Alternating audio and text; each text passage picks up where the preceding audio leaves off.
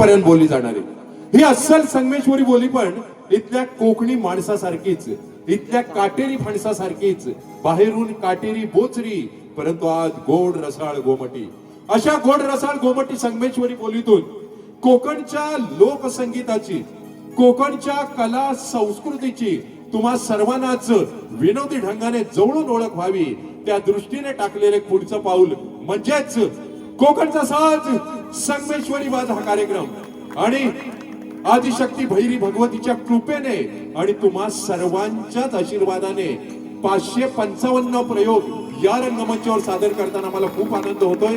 तुम्हा सर्वांच्याच आशीर्वादाने भगवान परशुरामाने निर्माण केलेल्या आणि छत्रपती शिवरायांच्या पदस्पर्शाने पावन झालेल्या या कोकणच्या भूमीने आपल्याला खूप काय दिलंय.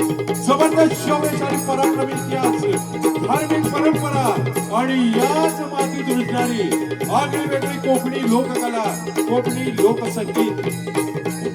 या कोकणी लोककलेचा आणि लोकसंगीताचा खजिना इतका विपुल आहे की हा खजिना आपण देवेंद्र पुढे जरी नेता केला तरी कुबेरालाही तो मोजता येणार नाही. आणि असाच कोकणी लोकसंगीताचा खजिना, निवडक खजिना आम्ही तुमच्या पुढे घेऊन आलोय. कोकणचा साज संगमेश्वरी वाद या कार्यक्रमाच्या माध्यमातून